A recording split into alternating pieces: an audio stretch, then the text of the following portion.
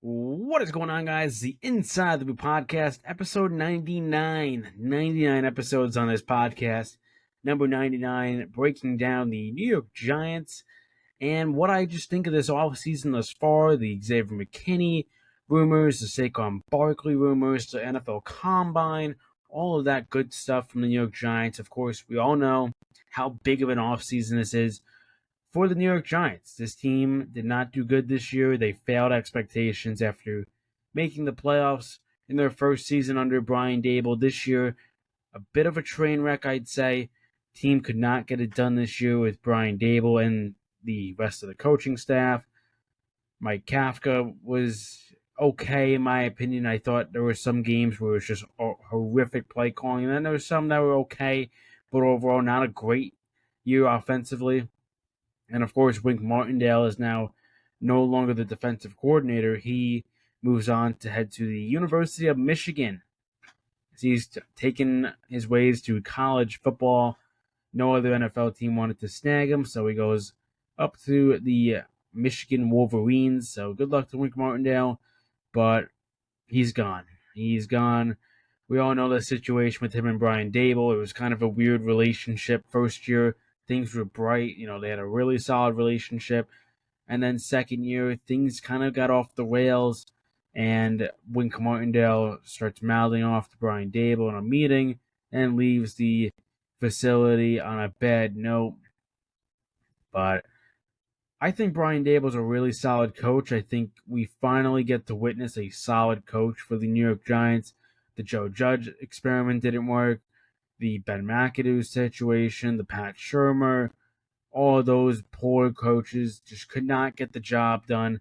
But I think out of all of the coaches, I think Brian Daboll has your best shot to take you somewhat far. I think he's a good coach, and he brought you to the playoffs in his first year. I mean, how much better can that be to see that second year?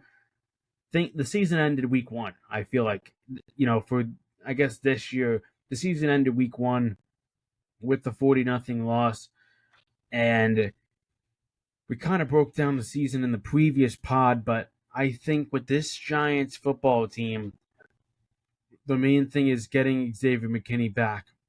I think it is, because I don't think players, or I don't feel like fans know how good of a player Xavier McKinney is. I think Xavier McKinney is a really, really solid player, and I think when it comes to getting a playoff team, bringing in star players and re-signing star players is huge. You need really good players to go on a playoff run. And I think the Giants learned that this year, because they did not have a roster that was built for the playoffs at all. They would get smacked around by the 49ers, Dolphins, Cowboys, and other teams. Even the Raiders this year took a beating to our New York Giants. But I think the main thing for this offseason is to get good enough players that have star talent and can get you back to the playoffs. We all know the struggles with the Giants to make the playoffs for a while. They could not make the playoffs for a while. A lot of losing seasons. And the thing is, too, is they would have these losing seasons, draft high in the draft, but notice how there's not many high-end draft picks on this team anymore. Of course, Andrew Thomas is still here because he's your franchise left tackle. We don't know if Xavier McKinney is going to re-sign, but he was a big Gettleman pick, even though Gettleman didn't really have any big picks. I mean, the three that really stand out right now to me is Saquon Barkley back in that draft, Xavier McKinney in the second round, and then they get the star tackle in the first round with Andrew Thomas. But Dave Gettleman put this team in a bad, bad spot. He has made Joe Shane's job so difficult, and I hope people realize that by now. Because just Dave Gettleman ruined this team, and there's a reason why the Giants were in such a crap position. It's because Dave Gettleman did nothing in your favor. He signed Kenny Golladay to a long-term deal where the Giants ended up cutting him. He he is sent when it was Brian Dable's offense. Kenny Galladay had no place on the field, and when he did, he was a blocking wide receiver. That's all he did. He didn't go for routes. Brian Dable told him to go and block. But getting back to the Xavier McKinney stuff, he's a really good player. And I think Giants fans are starting to realize that as these contract negotiations start to heat up. Xavier McKinney, of course, wants to remain a New York Giant.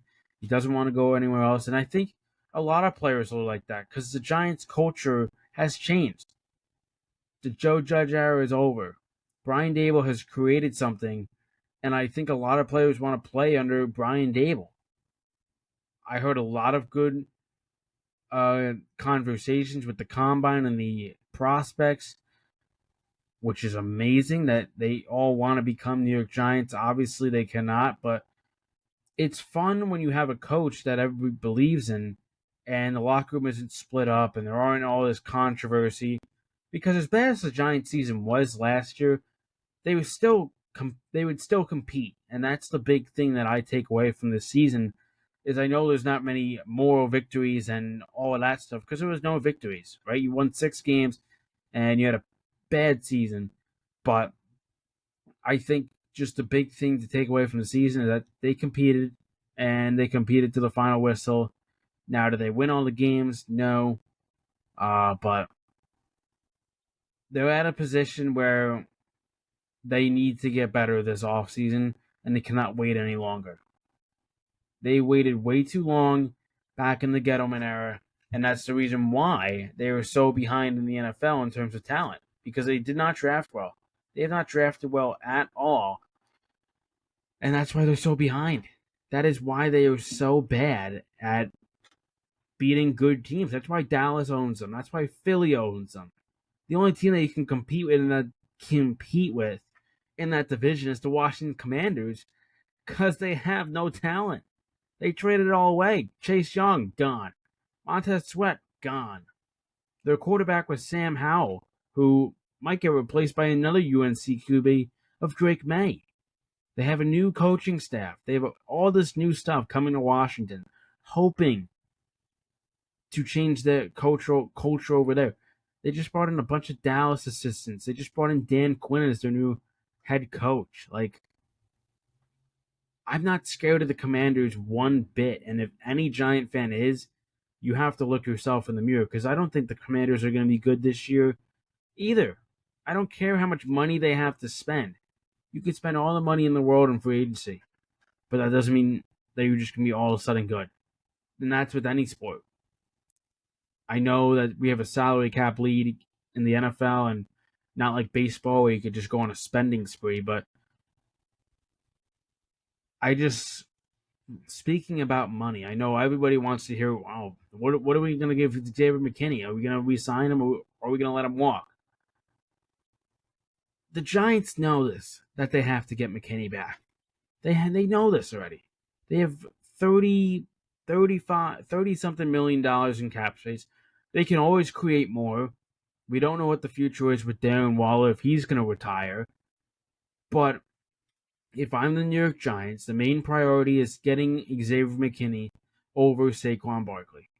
I know everybody loves Saquon and he's a fan favorite and all of this great stuff that Saquon has done. But if we've looked at the league now, no teams really spend on running backs. Austin Eckler hasn't gotten a contract. Josh Jacobs, Barkley, Derrick Henry, Tony Pollard right now. All those guys are entering free agents in the running back because nobody wants to pay a running back $13 to $15 million a year unless your name is Christian McCaffrey. And the Giants originally had a nice offer. I believe they tried to give him like $13-14 million a year, and Barkley said no at the bye week when they were doing contract negotiations. So I guess Barkley kind of missed out because he thought he was going to maybe get a higher deal. Yeah, I believe he ended up switching agents. But in my opinion, I'm ready to say that I do not expect Saquon Barkley to come back. And I think it's for the better. I think Saquon Barkley should leave the New York Giants to have a better NFL career and to end on a good note. Him staying with the Giants his entire career, respectfully, isn't the greatest business decision because the Giants aren't going anywhere right now in the next 2 to 3, 4 years. And if Barkley goes to a team like the Texans or the Ravens, sorry, not the Raiders, or the Ravens, or just a playoff team, he could even go to the Dallas Cowboys or the Philadelphia Eagles. Now, if he does that, he is going to lose a lot of respect from Giants fans. I think, honestly, from NFL fans, like, this guy is nuts. How does he go from the Giants to just all of a sudden switch up on them and go to the Eagles or the Cowboys? I have a Saquon Barkley jersey. I love the guy. But in my opinion, I don't see Saquon staying with us. I really don't. And it sucks to say because I think he's a hell of a player, and when he's healthy, he's really solid. But if we look at all the years under Saquon, he's never had an offensive line, really. He's never had a really good season in terms of the Giants' record. Like, it sucks. It really does, because he was drafted so high in the draft, drafted number 2 overall. But also, Dave Gettleman never really built the offensive line around him. He didn't get Andrew Thomas for a while. And if you're Saquon Barkley, I don't think there's even a chance he comes back. If he wants to have the best NFL career for himself, the Giants are not the answer. And I hate saying that because I love the guy and I know how much talent number 26 has. He has so much talent and so much to offer to the New York Giants. He was the motor of the offense in that playoff run. If the Giants don't have Saquon Barkley, they definitely don't win that game against the Tennessee Titans, and they definitely don't win some of those other games. Because he carried this offense. He carried this offense from week 1 to the playoff game against the Vikings. And I think Giants fans should accept that. As much as you love Saquon Barkley, you should be ready to say that you should be ready to say goodbye. Because for the Giants, they need to save money to build the offensive line, build the wide receiver room, and pay other guys. I'd much rather pay Xavier McKinney, who I know will be here for a long time, than a running back. And I hate to say that because I feel like running backs do get disrespected in the NFL. Because I think Saquon Barkley definitely deserves $13 million a year. But for the Giants and their situation, that's not what's best for them. And I know people are going to say, but he deserves the money. He deserves the money. Yes, 100%. 100% Saquon Barkley deserves the money. But not with the New York Giants. He should go somewhere else. I personally think if I'm Saquon, how cool would it be to team up with CJ Stroud? How cool would that be? That duo between Saquon and CJ Stroud. Stroud coming off an amazing year. Won the Rookie of the Year at the quarterback position. Why not? They go from Dameon Pierce to Saquon Barkley. And that offensive line for the Houston Texans isn't bad at all. And who said they can't build that up too? Because they have a solid roster over there. Solid wide receivers. The Texans, I guess you could say, kind of shocked some people because of the season they had. But the Giants need to get better. They need to get better this offseason. They have to invest in the offensive line, which they've already stated that they are going to invest in the offensive line heavily. They're not going to shy away from picking an offensive lineman in the NFL draft. And I don't hate that decision, getting to the NFL draft now. They picked number 6 overall. That can change. They could even trade up. I'm not kidding. If it goes to Caleb Williams at 1 and the Washington Commanders take Drake May, I really do think that the New York Giants are going to call the Patriots or the Cardinals and take their spot to draft the QB. Now, I've said this multiple times with the NFL draft, is the draft really starts number 3 pick. It's really what the Patriots do. Did they go out and get a guy like Jaden Daniels to be their future QB, or do they draft a stud wide receiver and they go more of the veteran route for the QB, whether it's a Jacoby Brissett, a Baker Mayfield, something on those lines, instead of restarting at the QB position, drafting a guy like Jaden Daniels or Drake May goes to 3. Um, it'll be interesting. I'm so excited for the draft. I wish it was happening sooner than later, but that's the cool part about the draft. We just saw the combine. We just saw how all those guys performed. Xavier Worthy looks super fast, but that doesn't mean he's just going to be the best wide receiver coming out of the class. I still think Marvin Harrison Jr. is the number 1 wide receiver in the draft. And then there's guys like Malik Neighbors, Rome Odunze. But I think for the New York Giants, and we look at this NFL draft of players that I would be perfectly okay with taking at number 6, assuming that there's no trade up, I think your number 1 option is definitely Joe Alt. Definitely getting an offensive lineman, a stud one, is huge.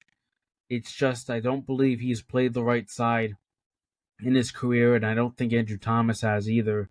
And if one of them have, then you could definitely slot them at that position. And I think the big question is, if you do draft Joe Alt, do you move Andrew Thomas to the right side, or do you keep him at his position and you force Joe Alt to play the right side? So I think that's definitely the big question of drafting a guy like Joe Alt. I would love if they took Malik Neighbors, but Daniel Jones is throwing to him. And that's not a knock on Daniel Jones. It's just the fact is we don't know what type of Daniel Jones we're going to get. He's coming off a torn ACL. Torn ACL is not an easy injury to overcome, right? You have to learn how to walk again. You have to learn how to run again. You have to do all this stuff. It's not a fun injury. And the thing is, too, is I am 100% aware that they got a new offensive line coach. But I think the guys that they had there, which you could argue that they're kind of nobodies, is better than our nobodies. Justin Pugh. I don't think Ben Bredesen is awful, but Evan Neal was an absolute trash can last year. Mark Lewinsky got cut because he wasn't good, and the Giants signed him just last offseason. No issues with Andrew Thomas, of course, but a lot of questions with this offensive line, and they need to fix it right away if they want to be a good football team next year and try and win more than 6 games next year.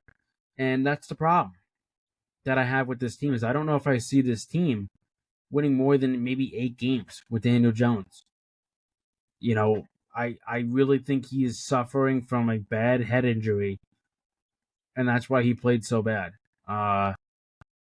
He couldn't throw the ball at all correctly, and when he did, it was not always the brightest pass. I think his best passes came against that game against Arizona, where you got destroyed in the first half. But it'll be interesting. It'll be interesting of what type of Daniel Jones we get. His deal is a 4-year deal, but we can cut him after the 2nd year. And also, I was looking at Instagram, just scrolling through Instagram, and I saw that per Rich Eisen, who is a pretty well-known guy when it gets to the combine and stuff like that, and apparently the Giants are done. They are done with Daniel Jones. After this year, they're going to cut him. They're done with him. And my thoughts on that is I don't hate this decision at all. If you want to elevate your team to the next level where it's getting to the playoffs at a more consistent rate, you have to move on from the quarterback. Daniel Jones hasn't shown you much in the 5 years he's been here. He's gotten you to the 1 playoff appearance, and you can say what you want about the schedule. He got you there and he won you a game. But other than that, we haven't seen anything from Daniel Jones. And I know he has been set up for failure. I'm 100% in agreement. You have failed the guy. You drafted him at number 6. Blame Dave Gettleman all you want. They couldn't build around him at all. They couldn't find wide receivers. They tried the Kenny Galladay experiment. That went right through the window. That was an awful idea because he's a deep threat. And when Daniel Jones only has 2 seconds to throw the ball, he's not getting the ball to Kenny Galladay. And also, Kenny Galladay just stunk in general. It's like he didn't care. He took his money and ran. That's what Kenny Galladay was to the New York Giants. And you could thank Dave Gettleman on that signing too. I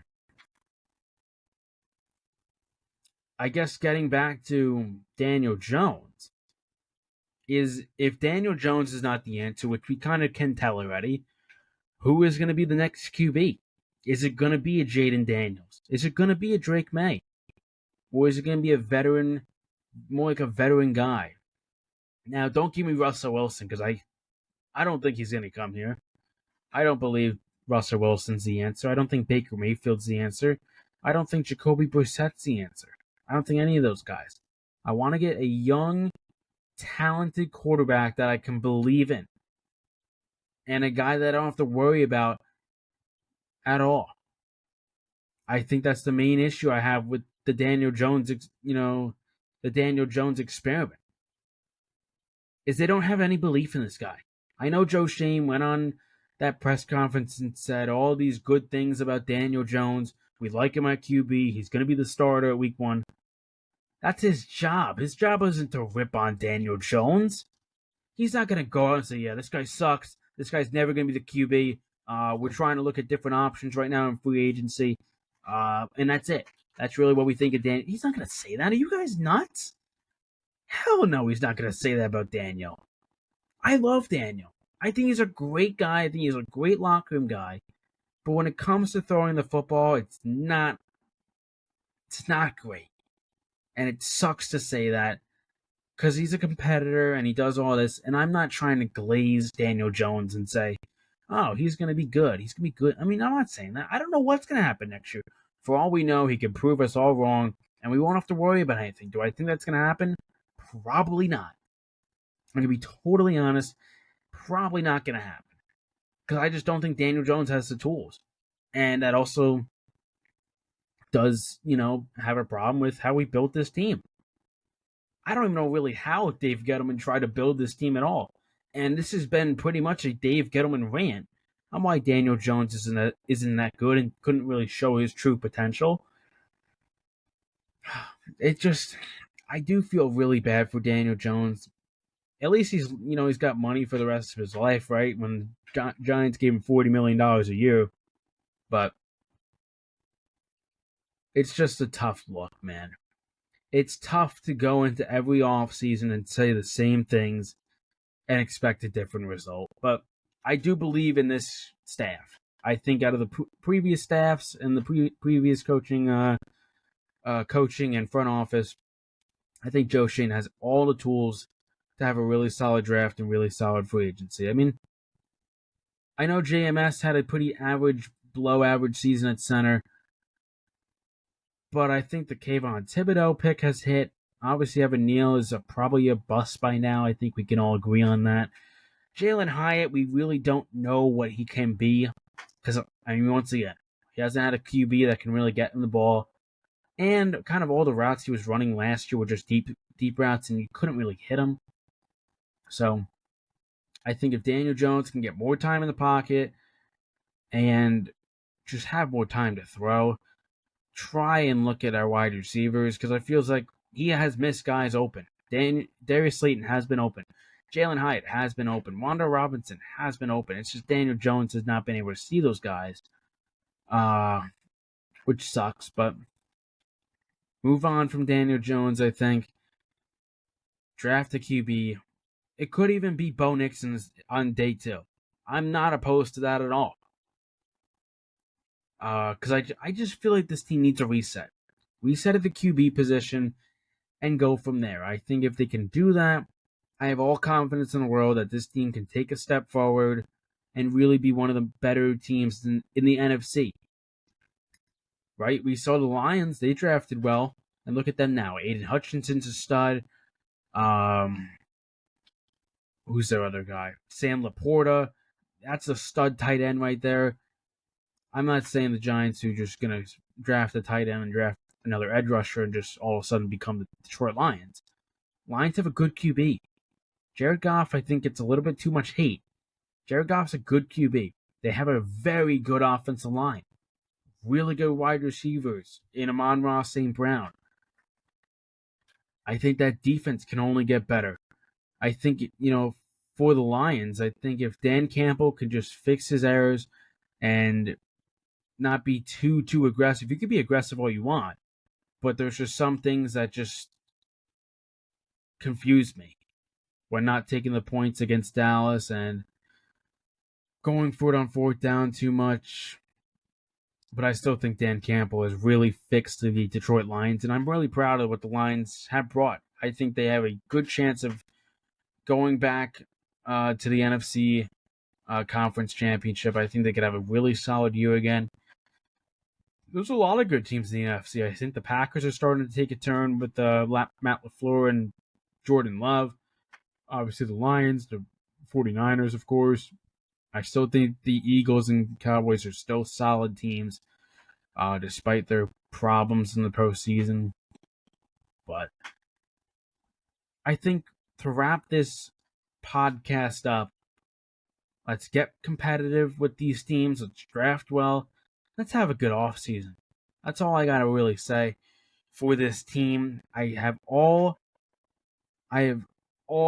confidence in Joe Shane and Brian Dable to fix this team and get better this offseason. But anyways, guys, this has been episode 99, episode 100 right upcoming.